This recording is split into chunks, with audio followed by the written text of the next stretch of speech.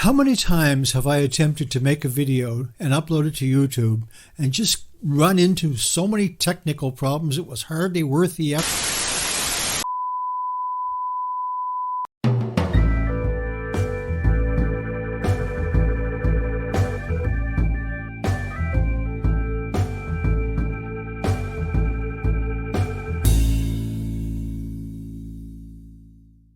Well, hello YouTube, and welcome back to my channel. And I guess that after more than a year and a half away, I should welcome myself back as well. As I'm sure you know, this last year and a half or 2 years has been a very trying time for most of us, and I'm no exception. Many issues have kept me unable to focus on vlogging, not the least of which was anxiety, which left me totally exhausted.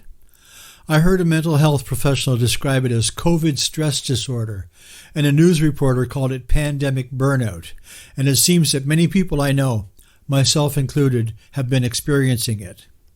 However, it's time to move on, but before I do, I'd just like to say that while I've been gone from YouTube, I have not been gone from photography, and indeed, I've often dealt with the stress by taking my camera for a drive in the country or a literal walk in the park.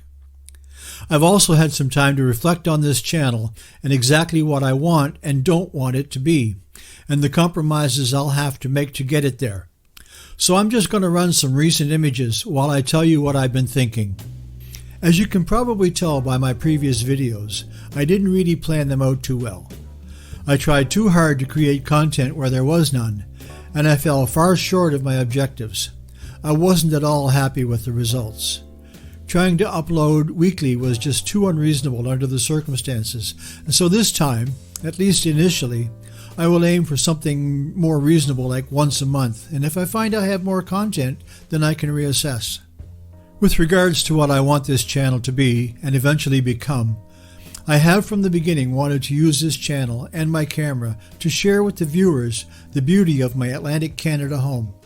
My musical career took me from Atlantic to Pacific, across Canada, the northern U.S., Australia, and New Zealand, with stops in L.A. and Hawaii. Yet most everything I saw in those places, except palm trees of course, I can find within a day's drive of where I now sit. Ultimately, it would be really cool to see tourists come visit because of seeing one of my videos. I hope to also use it for educational purposes, that is, to help novice photographers acquire the skills they need in order to become better at their craft. I'm certainly not a professional, but if I know something that can help someone else grow and improve, I'll be glad to share it. What I don't want it to become is a copy of someone else's style. Granted, there are only so many things that can be done in this genre, so there will be some similarities and some overlap, but I want to put my own stamp on what I do. I'm not really the guy who you'll see standing on a beach somewhere talking to a GoPro on a selfie stick. Yet. I realize that will have to become part of it, and I'll have to overcome some insecurities in order to do that. But it astounded me to find out that several of the vloggers I respect and look up to for inspiration are also very shy about speaking to a camera when others are present. One well-known vlogger in the UK just shuts down until the people are no longer within range. Yet it's part of the business, so I'll have to adapt. I'll probably initially do the majority of my speaking in this setting, either on camera or as voiceover. I'll be adding more B-roll as well. That helps move the narrative forward and give a more cinematic feel to what could otherwise be boring claptrap.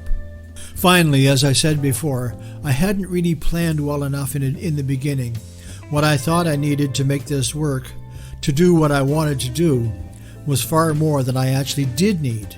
The more I tried to solve problems, the bulkier the load became and the more effort it took to set it all up and make it work.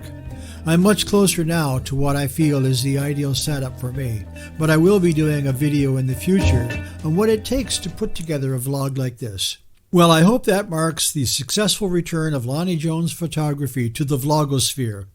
If you like what you've seen, give it a thumbs up. Better yet, subscribe and ring the notification bell. And I'd really appreciate it if you'd share it with your friends. So that's it for today. Until next time, be kind, take care, take lots of photos, and always remember to carry extra batteries. See you next time, and thanks for watching.